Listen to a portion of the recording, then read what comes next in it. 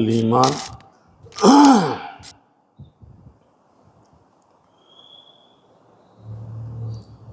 அதுக்கு முந்தைய பாடத்துக்கும் இதுக்கு மத்தியில் என்ன தொடர்பு?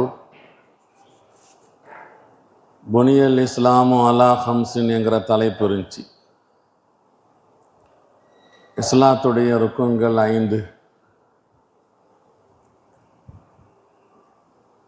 இப்போ சொல்கிறாங்க 5 மட்டுமல்ல, இன்னும் எத்தனையோ விஷயங்கள் இருக்கின்றன.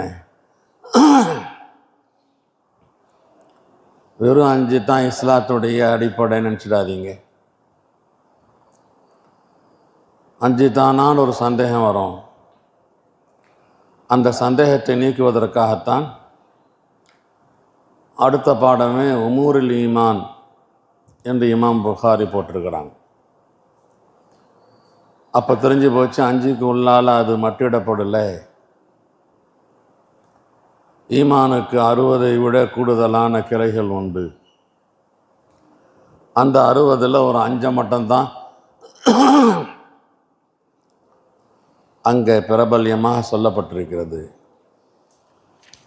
என்பதற்காக வேண்டித்தான் இங்கே பாபு உமூரில் ஈமான் என்று இங்கே சொல்லியிருக்கிறாங்க.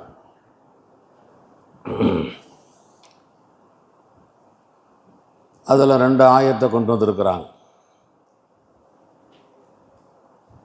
லைசல் பிர் அன்து வல்லு உஜூஹக்கும் கிபலல் மஷ்ரிகி வல் மக்ரிப் வலாக்கின்னல் பிர்ர மன் ஆமன பில்லாஹ்.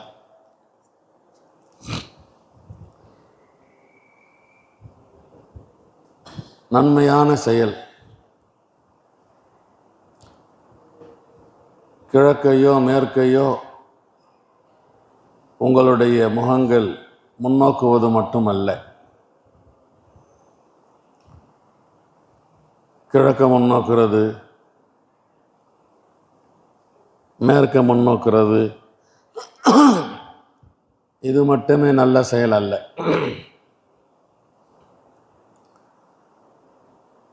என்றால் நல்ல செயலுக்கு வெளித்தோற்றம்னு ஒன்று உண்டு. அந்த நல்ல செயலுக்கு உயிரோட்டம்னு ஒன்று உண்டு.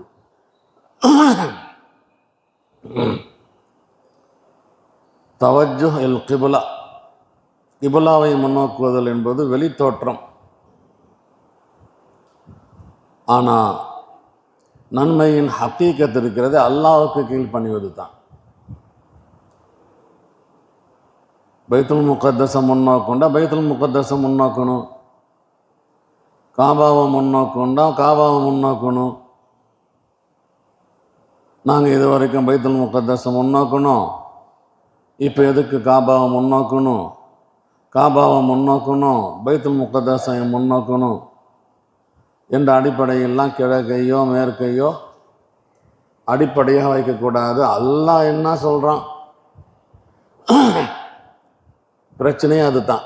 பைத்துல் முகத்தஸை முன்னோக்கி தொழுது கொண்டிருந்த அந்த காலகட்டத்தில் அல்லாஹுடைய ஃபவல்லி வஜஹக ஷத்ருல் மஸ்ஜிதுல் ஹராம்னு வந்துச்சு. உடனே காபாவை முன்னோக்குனாங்க. அந்த யூதர்கள் எல்லாம் இன்னும் இந்த முகம்மது 4க்கு ஒரு திசையை முன்னோக்குறாரு. எனவே திசையில் எந்த விதமான நன்மையும் இல்லை. அந்த திசையை முன்னோக்கு என்று அல்லாஹ் சொல்கிறானே, அதுதான் ஹக்கீகத். கிழக்க முன்னோக்கம் கண்டா கிழக்க முன்னோக்கணும், மேற்க முன்னோக்கம் கண்டா அதுதான் அசல் ரூஹ். எந்த அல்லாஹ் என்னை தவிர வேறு யாருக்கும் சஜிதா செய்யக்கூடாதுன்னு சொன்னானோ அந்த அல்லாஹ் வானவர்களுக்கு சொன்னால் ஆதமுக்கு சஜிதா செய்யுண்டு. சஜிதா செய்வது ஷிர்காச்சே கைருல்லாவுக்கு இப்படி பார்க்கக்கூடாது. சஜிதா செய்யாதேன்னு சொன்னால் அல்லாஹ் சஜிதா செய்ய மாட்டோம், சஜிதா செய்யுன்னு சொன்னால் சஜிதா செய்வோம். கீழ்ப்பணிதல் தான் நாங்கள் ஹக்கீகத். இது நல்லா புரிஞ்சுக்கணும்.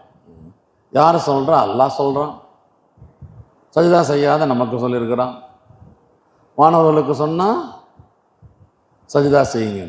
ஃபீ நஃப்ஸிஹி சஜிதா இபாதத் அல்ல, ஃபீ நஃப்ஸிஹி சஜிதா செய்யுங்கள் என்ற கட்டளைக்கு கீழ்ப்பணிவது தான் இபாதத். இமாம் புகாரி அவர்கள் பக்ராவில் இந்த ஆயத்தை எடுத்திருக்கிறாங்க, ஈமானுடைய விஷயங்களை எடுத்து சொல்வதற்கு. இந்த ஆயத்து ஒரு ஜாமியான ஆயத். ஈமான், அன்வா, அஹ்காம் எல்லாம் இதில் இருக்குகிறது. இந்த ஆயத்துகளை 3 பிரிவாக பிரிக்கலாம். இதெல்லாம் நேற்று நான் பேசியிருக்கிறேன், கொஞ்சம் விவரமாக பேசணும்னு இப்போ பேசுகிறேன். ஜுஸு இருக்கிறது, ஆயத்து இருக்கிறது தஸ்ஹீஹுல் அகாயித். வலாக்கின்னல் பிர்ர மன் ஆமன பில்லாஹி வல் யௌமில் ஆஹிரி வல் மலாயிகத்தி வல் கிதாபி வன் நபியின். நன்மையான செயல் எது? அல்லாஹுவை ஈமான் கொள்வது, யௌமில் ஆஹிரை ஈமான் கொள்வது, மலாயிகத்தை ஈமான் கொள்வது, வேதங்களை ஈமான் கொள்வது, நபிமார்களை ஈமான் கொள்வது. இது எல்லாம் அகாயிது சம்பந்தமான விஷயங்களாக இருக்கிறது. தஸ்ஹீஹுல் அகாயித், கொள்கையை ஒழுங்குபடுத்திக்கணும். 2வது பொருள் முஆஷரத், மக்களோடு எப்படி வாழணும், கொடுக்கல் வாங்கல் எப்படி இருக்கணும். வஆத்தல் மால் அலா ஹுப்பிஹி தவில் குர்பா, சொந்தக்காரங்களுக்கு பிரியத்துடன் அன்புடன் பொருளை கொடுக்கணும். என்ன செஞ்சு தொலைக்கிறது? கொடுக்க வேண்டிய சூழ்நிலை ஏற்பட்டுடுச்சே, கொடுக்கலண்டா ஊரே குறை சொல்லும். அம்மாவை பட்னியாக போட்டான், தம்பி கஷ்டப்படுறான், அண்ணன் ஜம்முன்னு பங்களாவில் இருக்கிறான். இந்த மாதிரி ஒரு இழிவுக்கெல்லாம் ஆளாகணுமே, சரி போய் தொலைது, இந்தா ஒரு 5000 ரூபா தூக்கி வச்சுக்கோ, இப்படி அல்ல. வாத்தல் மால் அலா ஹுப்பிஹி தவில் குர்பா வல் யதாமா, எந்த பிள்ளைகளை வளர்ப்பதற்கு அத்தாவோ அம்மாவோ இல்லையோ, அத்தா இல்லையோ, நம்ம அத்தாவாக இருந்து நம்ம பொறுப்புதாரியாக இருந்து அவங்களுக்கு சாப்பாடு, உணவு, படிப்பு, கிடிப்பு எல்லாத்துக்கும் பொறுப்பேற்றுக்கிறது. வல் மசாக்கீன், ஏழைகளுக்கு கொடுப்பான், இதான் நல்ல செயல். தேவை உடையவர்கள், மிஸ்கீன்கள். வபுன சபீல், பயணிகள், ஊரில் செல்வத்தோடு இருப்பாங்க, வசதியோடு இருப்பாங்க, வெளியூருக்கு வந்திருப்பாங்க, காசுகள் எல்லாம் குலோஸாக இருக்கும், அல்லது மணி பர்ஸு காணா போயிருக்கும், பிச்சைக்கார தோட்டத்தில், ஏழை தோட்டத்தில், பஸ் ஸ்டாண்டில் நின்று இருப்பாங்க. இவர்களுக்கு உதவி செய்வதற்கு பெரிய உதவி.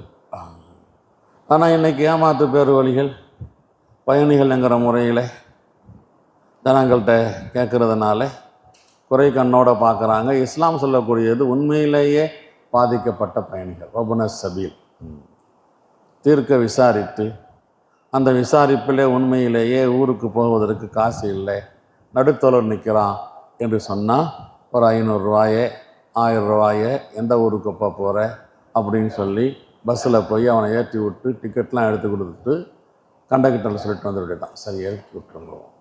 வபுன சபீல். வஸ்ஸாயிலீன், கேட்பவர்கள். எல்லாரும் கேட்க மாட்டாங்க, சில பேர் கேட்க ஆரம்பிச்சிருவாங்க, ரொம்ப கஷ்டப்படுறாங்க, நான் சம்பாதிக்கிறேன் தான், வருவாய் பத்தில், நிறைய புள்ள குட்டி இருக்குது, ஏதாவது உதவி செய்யுங்க. இதற்கு மார்க்க அனுமதிக்கு. சம்பாதிச்சோம், குடும்பத்தை நடத்த முடியல, கேட்கலாம். வஸ்ஸாயிலீன், எந்த சம்பாதிப்பும் இல்லாமல் சம்பாதிச்சா ஒரு நாளைக்கு 500 ரூபா கிடைக்கும், ஒரு 10 பேரை பார்த்தா, ஒரு 20 பேரை பார்த்தா ஒரு 1000 ரூபா சம்பாதிச்சிடலாம் கஷ்டப்படாமல் அப்படின்னு பிச்சை எடுக்கிற கூட்டம்னு ஒன்று இருக்குது. அவங்கெல்லாம் இதில் வரமாட்டாங்க. வஃபிர் ரிகாப், அடிமைகளை உரிமை விடுவது. சிறைச்சாலைகளில் அநியாயமாக பிடிக்கப்பட்டு பல ஆண்டுகள் இருக்கிறாங்க, அவங்கள விடுதலை செய்வதற்காக காசுகள் தேவை, பணம் தேவை, வழக்கு தொடர வக்கீலுக்கு கொடுக்க, இது எல்லாமே இந்த காலத்தில் வஃபிர் ரிகாபில் வந்துடும். இது முஆஷரத்தை பற்றி இந்த ஆயத்து சொல்லுது.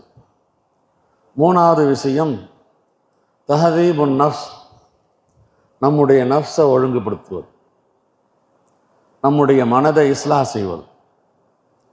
இதற்கு 2 பிரிவு இருக்குது. ஒன்று அல்லாஹ்வால் கடமையாக்கப்பட்ட ஃபராயில்களை செய்கிறது, இன்னொன்று மக்களிடத்தில் நறுக்குணத்துடன் நடந்து கொள்வது. வஃபிர் ரிகாப் வ அகாமஸ் ஸலாஹ் வ ஆத்தஸ் ஸக்கா, இந்த ரெண்டுமே அல்லாஹ் கடமையாக்கியிருக்கிறான். இந்த தொழுகையை நிலைநாட்டுவதும் ஜக்காத்தை கொடுப்பதும் கரெக்டாக செஞ்சுக்கிட்டு இருந்தால் நம்முடைய நஃப்ஸு ஒழுங்குபடும். இன்ன ஸலாத்த தன்ஹா அனில் ஃபாஷாஇ வல் முன்கர். அடுத்து இன்னொரு பகுதி ஹுஸ்ன் அஹ்லாக் வல் நூஃபூன பிஅஹ்திஹிம் இதா ஆஹது. ஒப்பந்தம் செஞ்சிருந்தா ஒப்பந்தத்தை நிறைவேற்றணும், வாக்கு நிறைவேற்றணும். சொல்கிறது ஒன்று செய்கிறது ஒன்றா இருக்கக்கூடாது. வஸ்ஸாபிரீன ஃபில் பாஸா, வறுமையிலே, வவ்வர்ரா, நோய் நொடியிலே, வஹீனல் பாஸ், யுத்த காலத்திலெல்லாம் பொறுமையாக இருக்கும். கொடுக்குற அல்லாஹ் சில நேரங்களில் கொடுக்காம உன்னை காய போடுவான். அப்போ கதறக்கூடாது, கத்தக்கூடாது, எல்லாரிடத்துலையும் போய் ஷிகாயை செய்யக்கூடாது, பொறுமையாக இருக்கணும், அல்லாட்ட கேட்கணும். நான் ரொம்ப பலவீனமாக இருக்கிறேன், அல்லாஹ் எனக்கு ஏதாவது உதவி செய்யணும். உடல் நலத்துடன் பல ஆண்டுகள், 50 வருஷம் நல்லா இருந்திருக்கிறான், 60 வருஷம் நல்லா இருந்திருக்கிறான், ஒரு 2 வருஷமாக உடம்பு சரியில்லை. இப்போது பொறுமை தேவை இருக்கிறது. என்ன கஷ்டங்கள் வந்தாலும் பொறுத்துக்கணும். ஹீனல் பாஸ், யுத்த காலங்கள்லையும் போய் வெட்டு உழுவோம், திட்டு உழுவோம், அடி உழுவோம், உழுவோம், பயந்துக்கிட்டு புறமுதுகிட்டெல்லாம் வரக்கூடாது. இதெல்லாம் பெரிய அஹ்லாக்கில் உள்ளது. இந்த ஆயத்தில் பார்த்தா ஒரு ஆயத்து தான் எல்லா வகையான நன்மைகளும் நல்ல விஷயங்களும் சொல்லப்பட்டிருக்கிறது. அல்லாஹ் சொல்லுவான் கடைசியில், ஆயத்துடைய கடைசியில், உலாயிகல்லதீன ஸதகு ஒடி வ உலாயிக ஹுமுல் முத்தகூன், இந்த நன்மக்கள் தான் உண்மையாளர்கள், இந்த நன்மக்கள் தான் தக்வாவுடையவர்கள் என்று சொல்லியிருக்கிறான். ஹைர், இந்த ஆயத்தை கொண்டு இமாம் புகாரி ஆதாரம் எடுக்கிறாரு. பிர்ருக்குள்ளால அகாயிதம் வரும், பிர்ருக்குள்ளால எல்லா விதமான அமல்களும் வரும். இதுலேயும் தெரிஞ்சு போச்சு ஈமானுக்குள்ளால அமல் இருக்குது. இமாம் புகாரி பேசுகிறார். அவர் அப்படி தானே, ஈமான் முறக்கபதான் சொல்லுவார். ஈமானுக்குள்ளால அமல் இருக்குது. அப்போ இமாம் புகாரியை பொறுத்த வரைக்கும் ஈமானும் ஆமாலும் ஒன்று. நம்ம என்ன சொல்லுவோம், நஃப்ஸ ஈமான் பிர்ரு ஒன்று அல்ல, நஃப்ஸ ஈமானும் பிர்ரும் ஒன்று அல்ல. நஃப்ஸ ஈமான் வேற. அந்த நஃப்ஸ ஈமானை முக்கம்மிலாக ஆக்கணுமா, இந்த அமல்லாம் தேவை. இந்த நஃப்ஸ ஈமானை தஸீனாக ஆக்கணுமா, இந்த அமல்லாம் தேவை. இமாம் புகாரிக்கு எதிராக இந்த ஆயத்திலேயே ஆதாரம் இருக்கிறது. எல்லா அமல்களையும் வ அகாமஸ் ஸலாத்த வ ஆத்தஸ் ஸகாத்த வ ஆத்தல் மால வஸ்ஸாபிரீன வாவு போட்டு அல்லாஹ் சொல்லியிருக்கிறான். இது பொதுவான சட்டம். முன்னாலேயும் பின்னாலேயும் ஒன்று இருந்து வாவு இருந்தால் அது வேற இது வேறன்னு சொல்லி. எனவே எந்த ஆதாரத்தை ஈமான் முரக்கப் என்பதற்கு இமாம் புகாரி கொண்டு வந்திருக்கிறாங்களோ அதே ஆதாரம் தான் ஈமான் பசீத் என்பதற்கு. ஆகவே இதெல்லாம் நம்ம நிச்சயமாக ஏற்றுக்கிறோம், மாற்று கருத்தே இல்லை. இந்த அமல்லாம் செஞ்சுத்தான் ஆகணும். இந்த அமல்லாம் செஞ்சால் மார்க்கு கூடும், இந்த அமல்லாம் செஞ்சால் மார்க்கு கூடும். இதே தலைப்பில் இன்னொரு ஆயத்தையும் போட்டிருக்கிறாங்க. قد أفلح المؤمنون الذين هم في صلاتهم خاشعون. இதுலையும் பாரு, மூமீன்கள் என்று அல்லாஹ் சொல்லிட்டு மூமீன்களுடைய பண்புகள் என்ன, ஃபீ சலாத்திஹிம் காஷியூன் ஒரு பண்பு, ஹும் அனில் லஹ்வி மூரிதூன் ஒரு பண்பு, வல்லதீனஹும் லிஸ்ஸகாத்தி ஃபாயிலூன் ஒரு அப்படியே பார்த்தா இமாம் புகாரி சொல்கிறாங்க இத்தனை ஜுஸுவும் சேர்ந்து தான் ஈமான், இத்தனை பண்புகளும் இருந்தால் தான் ஈமான் மூமின் என்று சொல்கிறாங்க. இதுலேயும் சிஃபாத்துகள் நிறையா இருக்கிறது. அப்போ காமியாபு வெறும் ஈமான் கொண்டு மட்டுமல்ல, இந்த அமல்லாம் சேர்ந்தா தான் வெற்றி கிடைக்கும்னு சொல்லுது. கயிறு சுருக்கமாக சொல்கிறதா இருந்தால், இமாம் புகாரி அவர்களுக்கும் ஹனஃபி மதுஹபுக்காரங்களுக்கும் இதில் போட்டிக்கிட்டுலாம் சொல்லாமல் ஆரம்பத்தில் சொன்ன முர்ஜி அப்படின்னு ஒரு கூட்டம் இருக்கிறான். அவனும் நம்முடைய இமாம் சொல்கிற மாதிரி பசீத்துன்னு தான் சொல்லுவான். ஆனால் அவன் தஸ்தீக்குக்கு பின்னால் எந்த அமலும் தேவையில்லை, தஸ்தீக் இருந்தாலே நேரடியாக சொர்க்கத்துக்கு போயிடலாம், தொழுகணும்னு அவசியம் இல்லை, ஜக்காத்து கொடுக்கணும்னு அவசியம் இல்லை, ஏழைகளுக்கு உதவணும்னு அவசியம் இல்லை. இப்போ முர்ஜியாவுடைய கொள்கைக்கு தான் இமாம் புகாரி எதிராக இங்கே கொண்டு வந்திருக்கிறாங்க. இதுதான் அசல் பிரச்சனை. நிறைய பேர் இமாம் புகாரி எங்கே பார்த்தாலும் ஹதீஸுகளில் ஹனஃபி மதுஹபுக்கு எதிராக பேசிகிட்டு இருக்கிறாருன்னு சொல்லி விஷயம் தெரியாதவங்க தான் பேசுவாங்க. நமக்கு எதிராலாம் அவர் எந்த கருத்தையும் சொல்லலை. யாருக்கு எதிராக? முர்ஜியாவுக்கு எதிராக. அந்த முர்ஜியா பார்ட்டி யார்? தஸ்தீக்குன் பில் கல்பு போதும், என்ன தேவையில்லை, அமல்கள் தேவையில்லை. அமல் எது நல்ல அமல் இருந்தாலும் சொர்க்கத்துக்கு போகலாம், கெட்ட அமல் இருந்தாலும். பிஹி கால ஹதஸனா அப்துல்லாஹ் இப்னு முஹம்மதின் அல் ஜாஃபி கால ஹதஸனா அபு ஆமிரினில் அக்தி قال حدثنا سليمان بن بلال عن عبد الله بن دينار عن أبي صالح عن أبي هريرة عن النبي صلى الله عليه وسلم قال الإيمان بضع وستون شعبة والحياء شعبة من الإيمان. ஈமான் 60க்கும் மேல் கிளைகள் உள்ளது, 60 சொச்சம் கிளைகள் உள்ளது. ஹயா என்பது ஈமானில் ஒரு கிளை.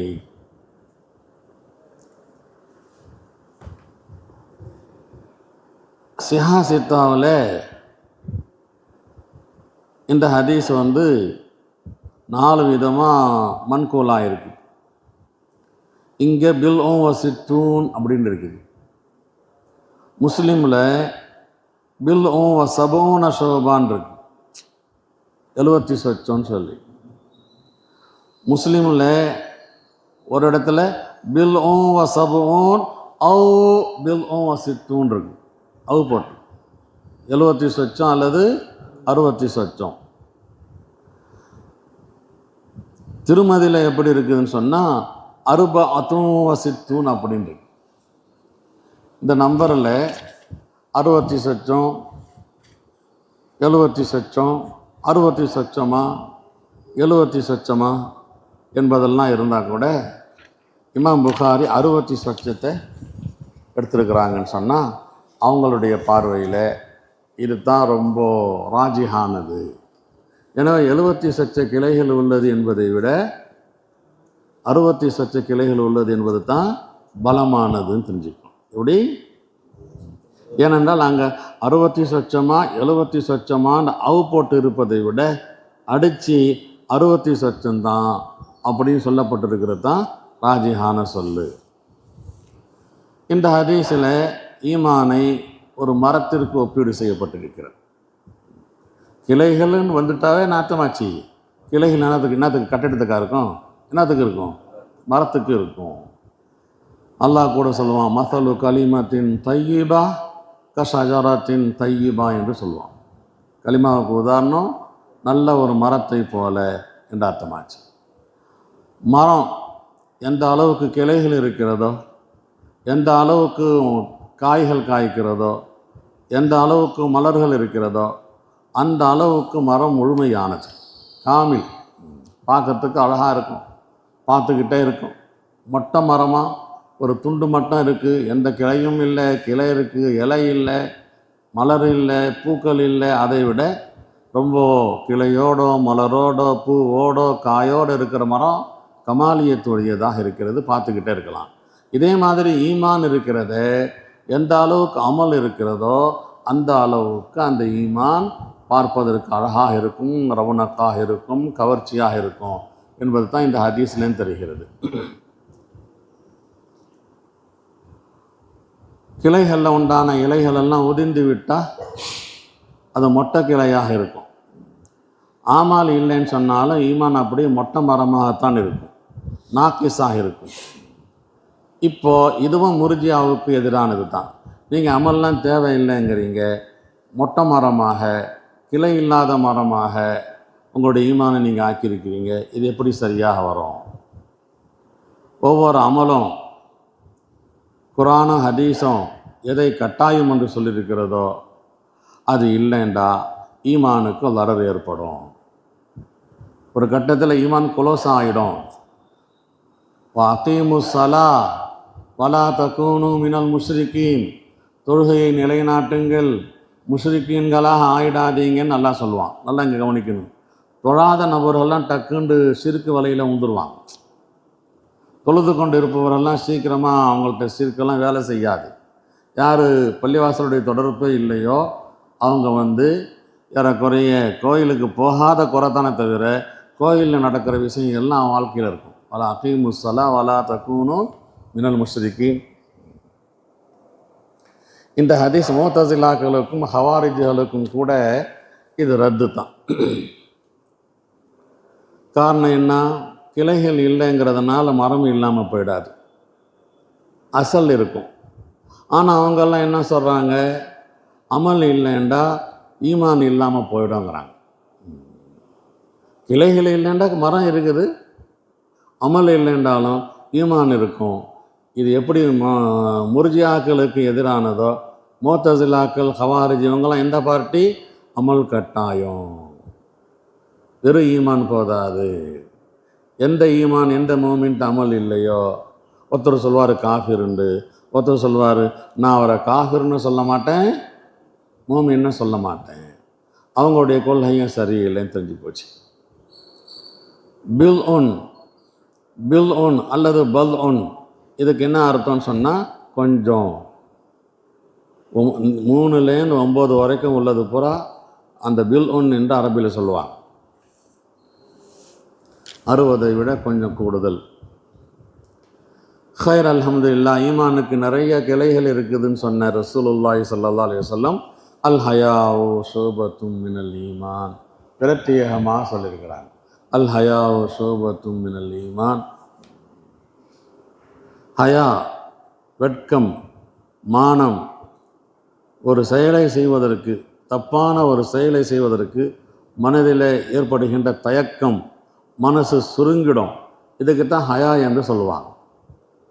ஜனங்க என்ன நினைப்பாங்களோ, அவங்க பார்த்துருவாங்களோ, இவங்க பார்த்துருவாங்களோ என்ற எண்ணம் அந்த தப்பை செய்யாமல் இருப்பதற்கு பேர் என்ன? ஹயா.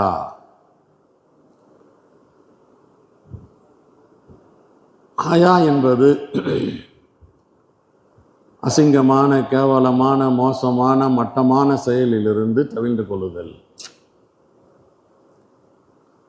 அல் ஹயாவு ஹைருன் குல்லுஹு, ஒரு ஹதீஸில் வந்திருக்கிறது. ஹயா என்பது 100க்கு 100 நல்லது தான், சிறப்பானது தான். இந்த ஹயா அது தபை பொருள் அல்லவா? வெட்கம் என்பது மனித இயல்பில் உள்ளதாச்சே. ஈமான் என்பது இஃப்தியாராச்சே. அந்த ஈமானில், இஃப்தியாரி ஈமானில் தபை ஒரு பொருள் கட்டாயம் எப்படி சொல்ல முடியும், அல்லது ஒரு கிளை என்று எப்படி சொல்ல முடியும்னு ஒரு கேள்வி. நம்ம பிரிப்போம். ஹயா 2 வகையில் இருக்கிறது. தபை ஹயா ஒன்று, ஷரஇ ஹயா ஒன்று. தபை ஹயா ஒன்று, ஷரஇ ஹயா ஒன்று. இங்கே நபி சொல்லியிருக்கிறாங்களே, அல் ஹயாவு என்பது ஷரஇ ஹயா. மார்க்கம் எதை தப்பு என்று சொல்லியிருக்கிறதோ அதை செய்வதற்கு வெட்கப்படுவதற்கு பேர். ஒரு 10 நிமிஷம் பயான் செய்யப்பா, எந்திரி, வெக்கமாக இருக்கு அஜித், அந்த ஹயா இல்லை. அது எப்படி ஷோபத்து மினல் ஈமானாக இருக்கும்? அது தபை ஹயாது. தபை ஹயா எந்த நல்லதையும் தடுக்காது, கெட்டதை தான் தடுக்கும். கெட்டதை தான் மனசில் கஷ்டமாக இருக்கும் தப்பு செய்கிறோமேன்னு சொல்லி. எனவே ஹயாவை 2ஆக பிரிச்சிடணும். தபஇ ஹயா, ஷரஇ ஹயா. ஹதீஸில் இங்கே நோக்கம் என்ன? ஷரஇ ஹயா.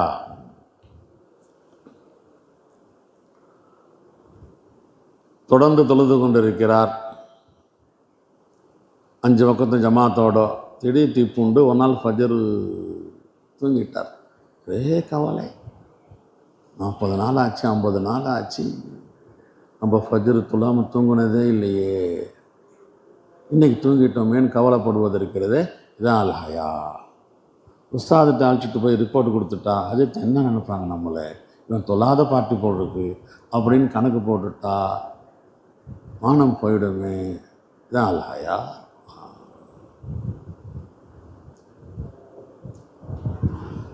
பாலிகான பருவத்திலிருந்து தாடி வச்சிருக்கிறாரு. 10 வருஷமாச்சு, 15 வருஷமாச்சு.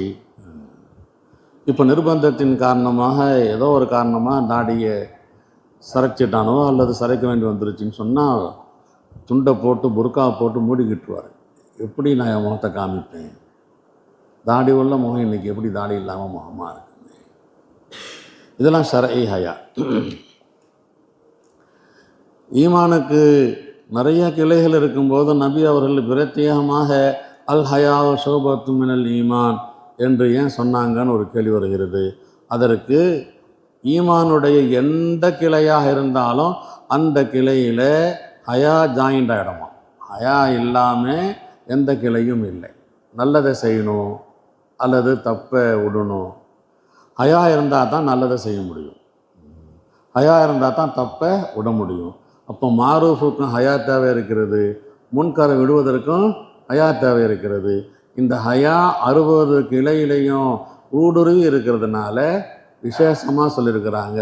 ஹயா இதா ஃபாத்தகல் ஹயா ஃபஃஅல் மா ஷி'த என்ற ஒரு பழமொழியே இருக்கிறது. ஹயா இல்லையா இஷ்டம், இஷ்டம் மானக்கட்ட பெயல எப்படி வேண்டாலும் நடந்து கொள்ளும்னு சொல்லி. பாபுன் அல் முஸ்லிமு மன் சலிம் அல் முஸ்லிமூன மின் லிசானிஹி வயதிஹி. பாபுன் ஹாதா பாபுன் முடிச்சுன்னு இதோட பாபுல் முஸ்லிம் அல்ல, பாபுன் வேண்டுமானால் இப்படி சொல்லலாம். பாபு பாபுல் முஸ்லிமின்னு சொன்னால் இலாஃபா செஞ்சதான் அர்த்தமாகிடும். வாசிங்க, வாசிக்கு தகுந்த மாதிரி இப்போ இது நகவை சொல்ல கற்றுக்குங்க, அது ஒன்றும் பிரச்சனை. பாபுன் ஹாதா பாபுன். பாபு என்று சொன்னால் இலாஃபத்துடைய சட்டம், பாப் என்று சொன்னால் வக்ஃபுடைய சட்டம். பிஹி கால ஹதஸனா ஆதம் இப்னு அபி இயாஸ் قال حدثنا شعبة عن عبد الله بن أبي صفر وإسماعيل عن شعبي عن عبد الله بن عمرو عن النبي صلى الله عليه وسلم قال المسلم من سلم المسلمون من لسانه ويده والمهاجر من هجر ما نهى الله عنه. قال أبو عبد الله وقال أبو معاوية قال حدثنا داود بن أبي هند عن عامر قال سمعت عبد الله بن عمرو يحدث عن النبي صلى الله عليه وسلم وقال عبد الأعلى عن داود عن عامر عن عبد الله عن النبي صلى الله عليه وسلم.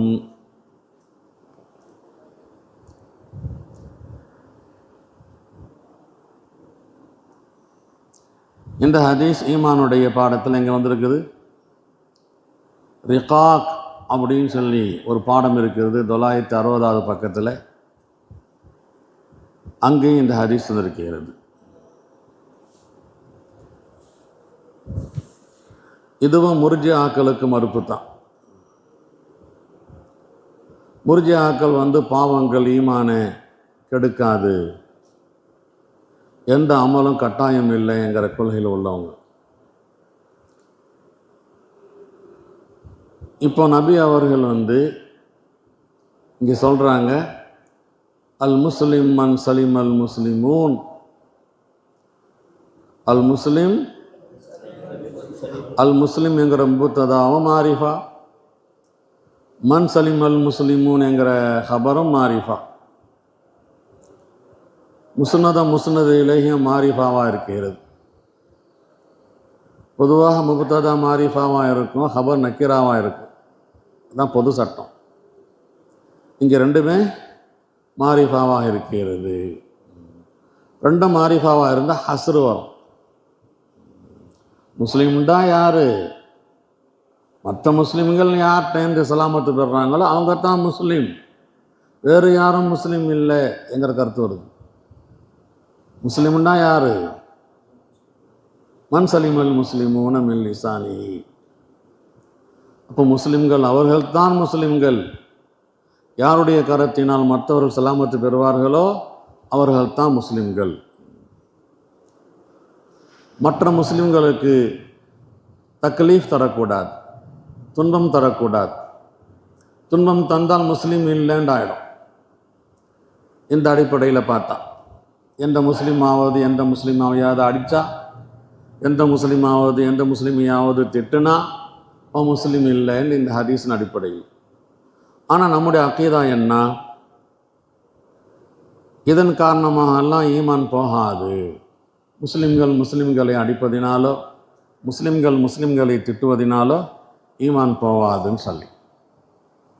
அப்போ ஹதீஸுடைய கருத்து இப்படி வருகிறதுன்னு சொன்னால், இங்கே நம்ம சொல்லுவோம் இந்த ஹஸ்ரு அஃதலியத்துக்கு உள்ள ஹஸ்ரு. இது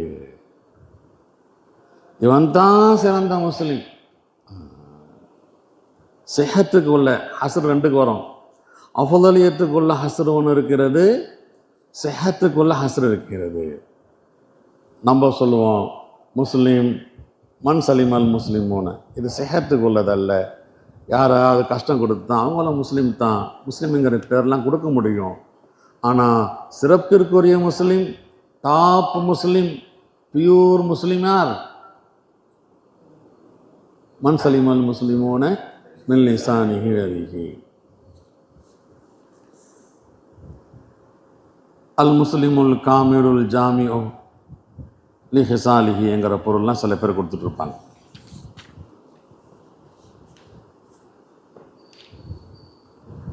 நாம் சொல்ல இந்த அடிப்படையில் பார்த்தா அஃதலியத்தில் ஒரு முஸ்லீமுக்கு இப்படி தான் இருக்கணும்னு சொல்லி பிரச்சனை இல்லாமல் போயிடும். சாதா முஸ்லீம் பட்டியலில் வந்துடுவான், மட்டமான முஸ்லீம் பட்டியலில் வந்துடுவான். அதுதான் தரஜா முஸ்லீமில் வந்துடுவான், அடுத்த ஆளை அடிக்கிறது அடுத்த ஆளை திக்கிறதுன்னு சொல்லி. இந்த ஹதீஸுகளில் மன் சலிமல் முஸ்லிமூன மின் லிசானிஹி முதல்ல நாக்க சொல்லியிருக்கிறாங்க நபி.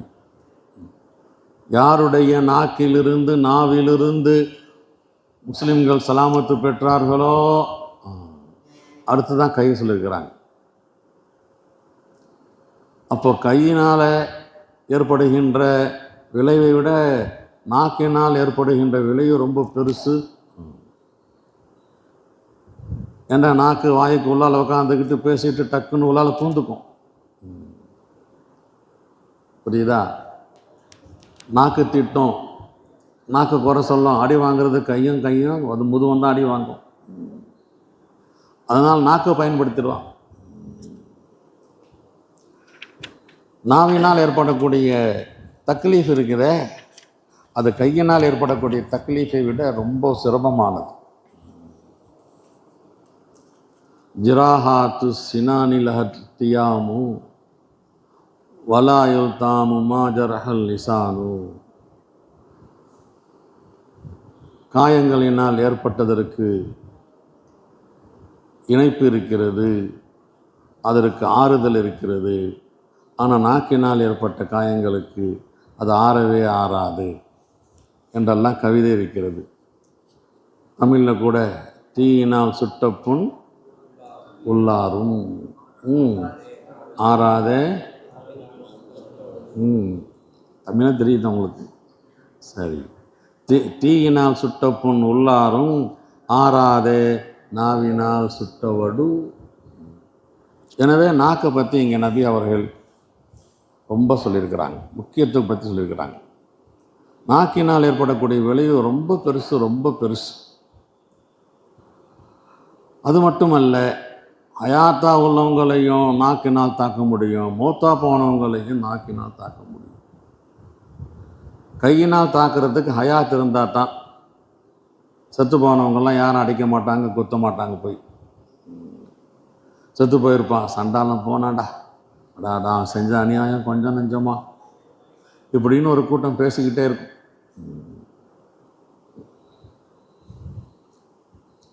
இந்த ஹதீஸ் இருக்கிறத ஜவாமியுல் கலிமுல உள்ளது. ரொம்ப கூடிய கருத்து, லஃப்ஸஸ் கொஞ்சம். ஒரு 5 லட்சம் ஹதீஸில் இமாமுல் ஆலம் ஒரு 5 ஹதீஸை பொறுக்கெடுத்தாங்களாம். அதில் இதையும் மன் சலிமல் முஸ்லிமூன மின் லிசானிஹி வயதிஹி என்பதையும் பொறுக்கெடுத்துக்கிறாங்க. வல் முஹாஜிரு மன் ஹஜர மா நஹல்லாஹு அன்ஹு, வல் முஹாஜிரு மன் ஹஜர மா நஹல்லாஹு அன்ஹு.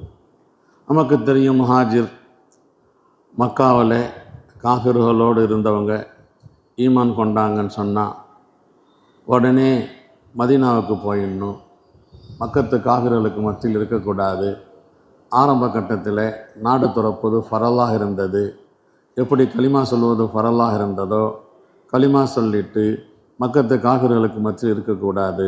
உடனே வீட்டை விட்டுட்டு, சொத்தை விட்டுட்டு, சொந்தக்காரங்களை விட்டுட்டு, எது முடியுமோ அதை எடுத்துக்கிட்டு, இல்லைண்டா வெறும் கையோட மதீனாவுக்கு போவது முஹாஜிர், ஹிஜ்ரத்.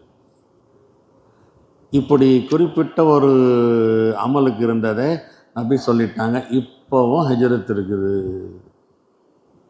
கியாமத்து நாள் வரைக்கும் ஹிஜ்ரத் இருக்குது. மா நஹல்லாஹு அன்ஹு, அல்லாஹ் எதையெல்லாம் தடுத்திருக்கிறானோ அதையெல்லாம் வெறுத்து ஒதுக்குவது, அதிலிருந்து மீண்டு வந்து விடுவது. ஒரு தப்பில் இருக்கிற அந்த தப்பை விட்டுட்டு வெளியே வரணும், அதான் ஹிஜ்ரத். வல் முஹாஜிர், முஹாஜிர் யார்? அல்லாஹ் தாலா எதை தடுத்திருக்கிறானோ அதிலிருந்து. அப்போ ஹிஜ்ரத் வந்து 2 வகை. லாஹிரி ஹிஜ்ரத் ஒன்று, பாத்தினி ஹிஜ்ரத் ஒன்று. லாஹிரி ஹிஜ்ரத் வந்து சொந்த ஊரை விட்டுட்டு மார்க்கத்துக்காக வெளியே போகிறது. பாத்தினி ஹிஜ்ரத் இருக்கிறது, மார்க்கத்துடைய மம்னு ஆத் எல்லாத்தையும் விட்டு விட்டு வெளியே வருவது.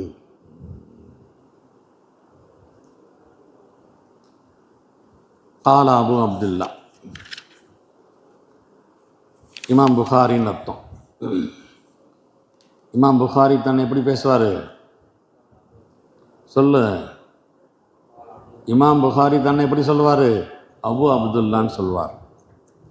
இங்கே 2 தாலீகாத். இந்த ஹதீஸு வேறு வழியாக வந்திருக்கிறது. ஆமிர் ஷாபி கால அபு அப்துல்லா. ஆமிர் ஷாபி இருக்கிறார்களே, இமாம் அபு ஹனீஃபாவுடைய உஸ்தாத்.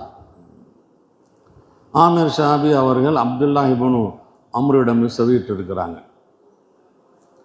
முதல் ரிவாயத்து வந்து அன் போட்டு வந்திருக்கிறது. அன் போட்டு வந்தால் நேரடியாக செவி விட்டுறாங்களா செவியூர் இல்லையாங்கிற சந்தேகம் வரும். இங்கே இமாம் புகாரி அதற்கு தாலிக் செய்கிறாங்க. சமீட்டு அப்துல்லான்னு வந்திருக்கு பாருங்க. சமீட்டு அப்துல்லா, நல்ல மேலே பாரு.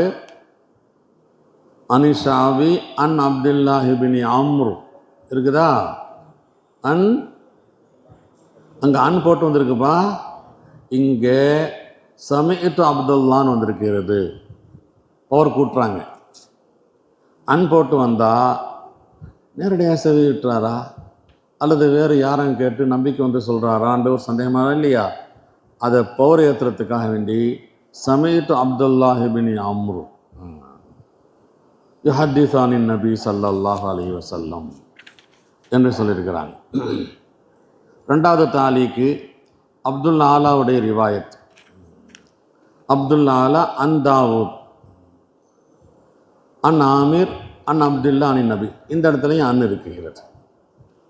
ஆகவே அன் இருக்கக்கூடிய ரிவாயத்துக்கு இந்த சமீட்டு என்கிற அந்த பதம் போட்டு அப்படியே ஹதீஸ் இருக்கிறது என்பதை தான் காமிக்கிறாங்க.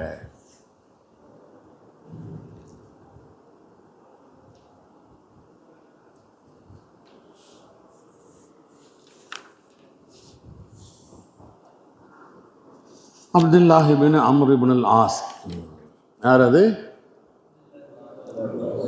அப்துல்லாஹ் இப்னு அம்ருன்னு இருக்கிறதே, அவங்க யார்? நபியிடமிருந்து நமக்கு கொண்டு வந்து கொடுக்கக்கூடிய ராவி யார்? அப்துல்லாஹ் இப்னு அம்ர் இப்னு ஆஸ். ஒரு சஹாபியுடைய மகன் அப்துல்லா. அவங்க அத்தா வந்து அம்ர் இப்னுல் ஆஸ். அவங்களாம் சஹாபி. மிஸ்ரை வெற்றி கொண்ட ஃபாத்திஹ் அவங்க தான், மாரூஃப் சஹாபி. இத்தனைக்கும் அத்தாவை விட அப்துல்லா தான் முதல் இஸ்லாத்துக்கு வந்தாங்க.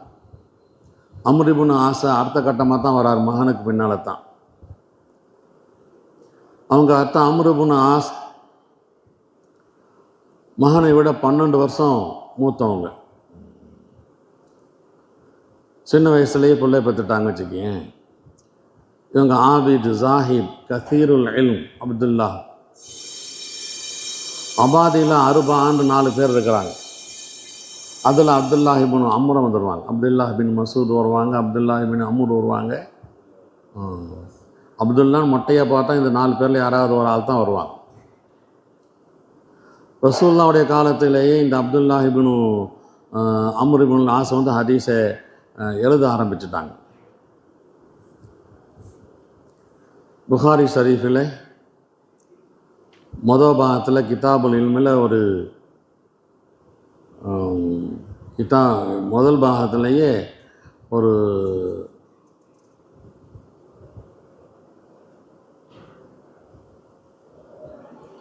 அவங்களுடைய ஹதீஸுகள் பதிவாகி இருக்கின்றன. அவங்கள்ட்ட வந்து ஹதீஸில் 17 ஹதீஸில் முஸ்லீம்லேயும் இருக்குது, புகாரிலையும் இருக்கிறது. இந்த அம்ரு இருக்குதே பின்னால் வாவு போட்டிருப்பாங்க, ரஃபாவுடைய காலத்துலேயும் ஜர்ருடைய காலத்திலையும். உமர்லேருந்து வித்தியாசப்படுத்தி புரிஞ்சுக்கணும் என்பதற்காக வேண்டி. உமரில் வாவு இருக்காது, பேக்கு பின்னால் வாவு இருந்தால் அம்ருன்னு வாசிக்கணும். ஆனால் நசபுடைய காலத்தில் வாவு போட மாட்டாங்க. நசபுடைய காலத்தில் வாவு போட மாட்டாங்க.